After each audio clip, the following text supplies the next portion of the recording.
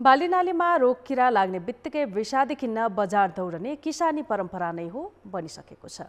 कृषि प्राविधिकहरू पनि किसानलाई कडा र घातक प्रकृतिका विषादी प्रयोग गर्न सल्लाह दिन्छन्। हाम्रै घर वरपर पाइने झारपात तथा जडीबुटीको प्रयोगबाट पनि बालीनाली र माटो जोगाउन सुरक्षित कीटनाशक तयार पार्न सकिन्छ भन्ने हेक्का कमै किसानलाई मात्रै छ। झापा चन्द्रगढीका भीम कुँवर भने एक दशक यता यस्तै जैविक विषादीको अनुसन्धानमा सक्रिय हुनुहुन्छ। यो चाहिँ भीम कुँवरले बनाउनु भएको माइकोरिजा हो, जसले बोट बिरुवालाई चाहिने सम्पूर्ण खाद्य पदार्थ माटोबाट बिरुवासम्म ल्याइदिने काम गर्छ। यसलाई उहाँले हितजीवी नाम दिनुभएको छ। अनि यो चाहिँ कवच, सक्खर र पानी मिसाएर बनाइएको कवचको प्रयोगले बालीनालीका 70% किरा भगाउने कुँवरको दाबी छ। यो सँगै कुँवरले आफ्नै घरमा टाइकोडर्मा, एनपीके, खनिज मल जस्ता कीटनाशक र जैविक मलहरूबारे पनि अनुसन्धान गरिरहनु भएको छ।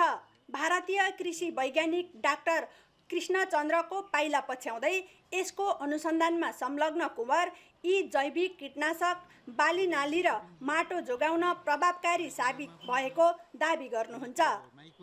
हामीले जैविक विषादी वनस्पति विषादी त अहिले छ र अहिले पखालेर हामी उपज खान सक्छौँ भनेदेखि रासायनिक विषादीले त कमसेकम 10-12 दिन 15 दिनसम्म पर्खिनुपर्ने हुन्छ।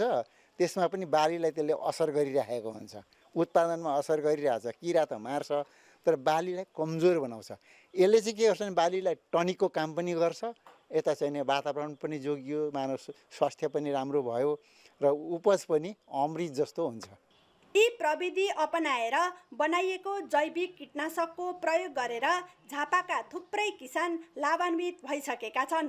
यसको प्रयोगले थोरै लगानीमा राम्रो उत्पादन लिन सकिने किसानको अनुभव छ। उत्पादनमा वृद्धि हुन्छ भनेपछि त हाम्रो लागतमा कम आउने बित्तिकै मुनाफा त ज्यादा भयो।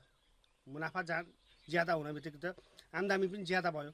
सरकारले थोरै मात्र साथ दिएमा यो प्रविधिलाई देशैभर पुर्याउन सकिने कुँवर बताउनुहुन्छ।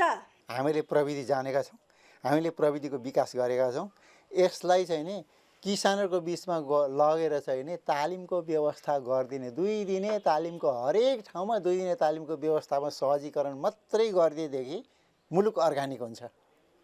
हामीले विष सेवनको जुन परम्परा छ यसलाई हामी पुरै अन्त्य गर्न सक्छौँ। विदेशबाट आयातित रासायनिक मलका नाममा वार्षिक अर्बौं अनुदान बाँड्दै आएको सरकारले यस्ता जैविक प्रविधिको विस्तारमा भने चासो दिएको पाइँदैन।